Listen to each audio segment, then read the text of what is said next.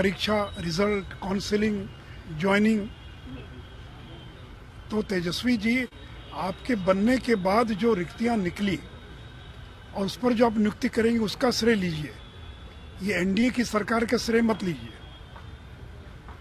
तो जो नियुक्तियां हम लोगों ने पूरी कर दिया प्रक्रिया, इसके पहले भी जो भी विज्ञापन निकले थे हम लोग के समय के, और जो नियुक्ति की प्रक्रिया पूरी हो गई थी, चाहे वो एनएम की नियुक्ति हो या राजस्व भूमि सुधार विभाग में हो, एक भी नियुक्ति यूपीए के कार्यकाल की नहीं, सारी की सारी नियुक्तियां जो हैं, यहाँ तक कि मुख्यमंत्री जी जो 10,000 सिपाहियों का नियुक्ति पत्र बांटने वाले हैं, तो ये सारी नियुक्तियों का विज्ञापन कब निकला? जब हम लोग की सरकार थी।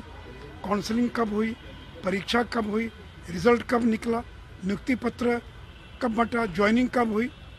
तो कुछ लोगों का दोबारा बांट रहे नियुक्ति पत्र जो है। तो आपने 20 लाख नौकरियों का वायदा किया, सरकारी नौकरी, मैं रोजगार की बात नहीं कर रहा हूँ।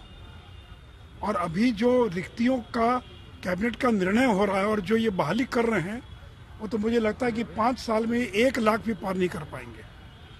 तो इसलिए बिहार के नौजवानों को ठगने का काम मत कीजिए। और तेजस्वी ने जो 10 लाख सरकारी नौकरियों की बात कही थी, हम लोगों ने कभी सरकारी नौकरी की बात नहीं की थी।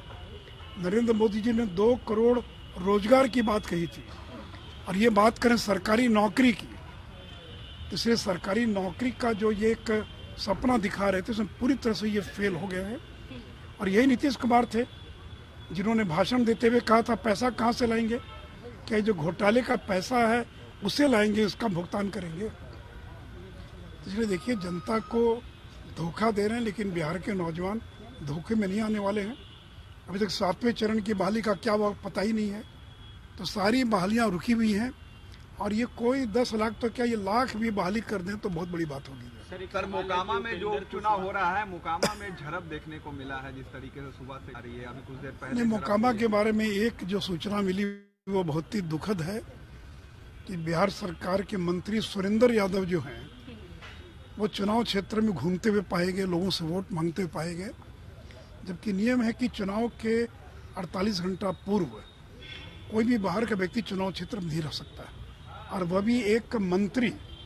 ये सुरेंद्र यादव का इतिहास बूथ लूटने का रहा है। इसके पहले भी इन्होंने ये बूथ लूटते रहे, बेला में हो या गया के अंदर, तो फिर इनको लगता है कि पुराने दिन लौट कर आ गए। लेकिन देखिए, ये लाख जतन कर लें, सरकारी मशीनरी का दुरुपयोग कर लें, हेलीकॉप्टर से घूमकर प्रचार करें, दोनों क्षेत्र में जो अभी तक की रिपोर्ट हम लोग को मिल रही है, भारतीय जनता पार्टी गोपालगंज और मोकामा दोनों जगह इतिहास रचने जा रही है।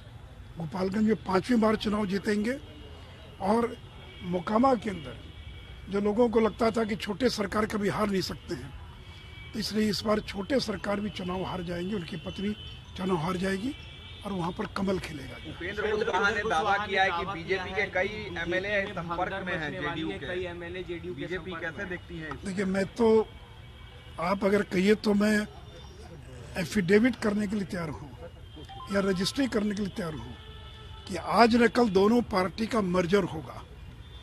अगर मर्जर नहीं हो, अगर होने की बात होती, तो राष्ट्रीय जनता दल की राष्ट्रीय कार्यकारिणी ने तेजस्वी यादव को क्यों अधिकृत किया कि अगर चुनाव चिन्ह बदलने की आवश्यकता हो या पार्टी का नाम बदलने की आवश्यकता हो, तो कार्यकारिणी की बैठक बुलाने की आवश्यकता नहीं है।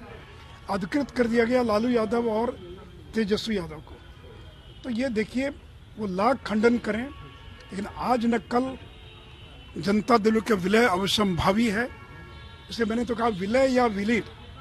अगर जनता दल का विलय नहीं हुआ तो वो विलीन हो जाएंगे, वो पार्टी इतिहास के पन्नों में सिमट जाएगी। उपेंद्र कुशवाहा ने दावा किया है कि बीजेपी के कई एमएलए संपर्क में हैं, जेडीयू के कई एमएलए जेडीयू। बीजेपी कैसे देखती है? देखिए, मैं तो, आप अगर कहिए तो मैं एफिडेविट करने के लिए तैयार हूँ या रजिस्ट्री करने के लिए तैयार हूँ कि आज न कल दोनों पार्टी का मर्जर होगा।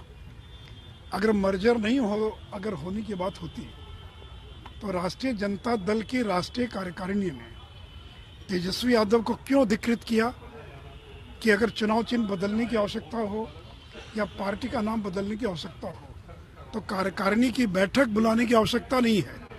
अधिकृत कर दिया गया लालू यादव और तेजस्वी यादव को। तो ये देखिए, वो लाख खंडन करें, लेकिन आज न कल जनता दल का विलय अवश्यंभावी है। इसे मैंने तो कहा विलय या विलीन।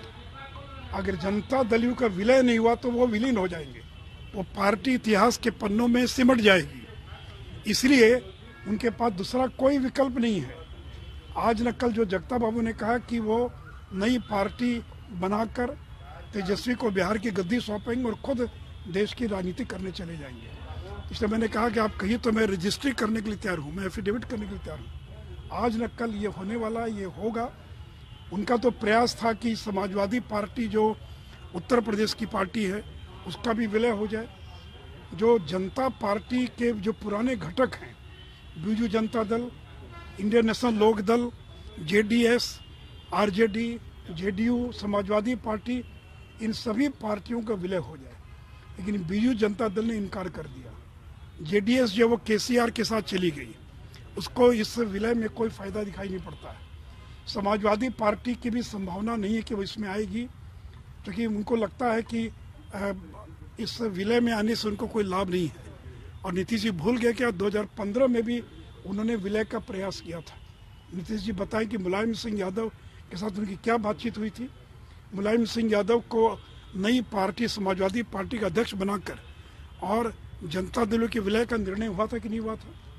लेकिन संपत्ति के बंटवारे को लेकर उस समय की वार्ता टूट गई थी। इसलिए आज न कल बाकी दलों का विलय हो ना हो, लेकिन आरजेडी और जेडीयू का विलय ये अवश्यंभावी है। तो नोट कर लीजिए, लिख लीजिए। लाख उनको क्या मालूम है, जो लोग बोल रहे हैं उनको मालूम है क्या? उनको ये भी मालूम था क्या कि गठबंधन आरजेडी के साथ होने जा रहा है? तो इसीलिए ये आज न कल ये विलय होगा, और नहीं विलय होगा तो पार्टी विलीन हो जाएगी। इसलिए विलय या विलीन, यही दो विकल्प है नीतीश कुमार के सामने। या तो विलय करो या पार्टी को विलीन कर दो, हमेशा के लिए पार्टी विलीन हो जाएगी।